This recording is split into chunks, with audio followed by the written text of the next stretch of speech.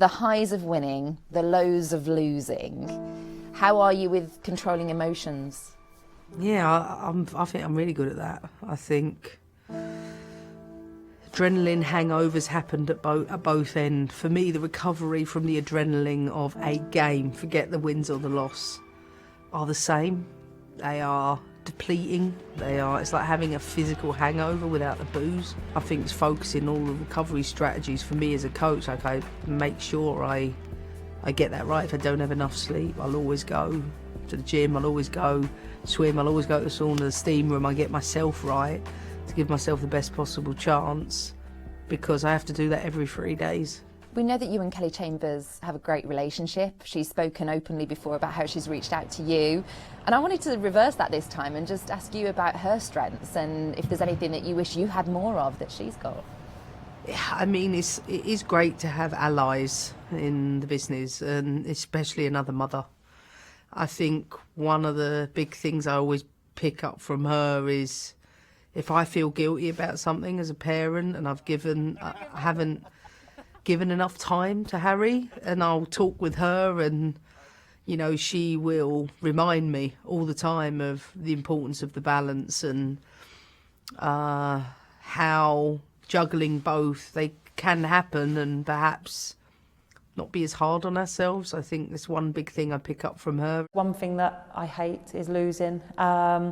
But I think as a manager now, you seem to you look at the game in a different way, you analyse the game in a different way, you watch the game back, so you can take everything in terms of looking at performance, looking at individuals, looking back at the game itself and go, oh, actually, you can always make sure that you take some positives out of games. So I think that's important. When I was playing, it was something that probably didn't even get thought about. You probably weren't aware as an individual that you might have mental health issues, or that was a thing of the past. But what's good now is that people are making it aware to everybody if they've been through it, or they're people that can help. It's so important now that it's out there and people feel comfortable to talk to whoever that is, whether that's an app, whether that's talking to someone face to face, whether that's talking to somebody that you're not around every day but you feel comfortable to speak to them. It is so important. The rise of social media, this is an interesting one for you to manage with your players in particular, because it feels like fans now have got a direct route to get in touch with a player, and of course that means more direct criticism. How do you manage that?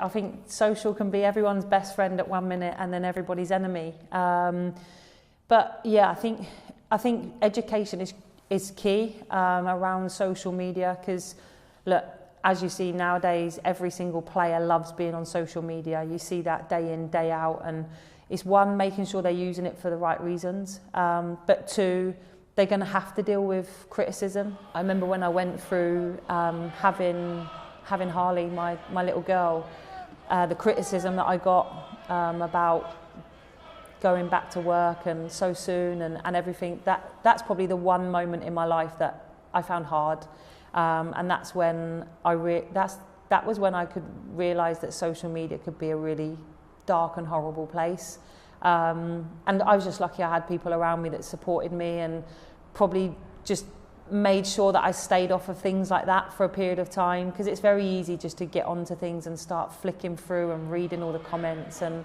yeah, it was definitely a hard time for me, but it was one that, like I said, I had the right support around me that made me and helped me get through that moment, and I've obviously come out the other side. Just making sure then as well, if there is stuff going on, that I'm aware of it, I can check in with the player, I can sit and have conversations and just help them through that process, because it's not a nice thing to be on the end of, definitely. We've had the police doing some social media work around reporting crimes, hate crimes.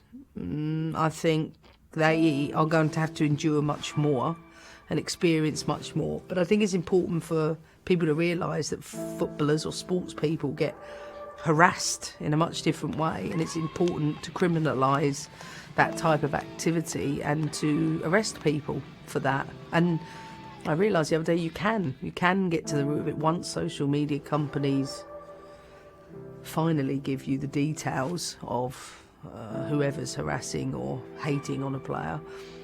And I hope that much more progress is made to do that, because the damage can be, so detrimental.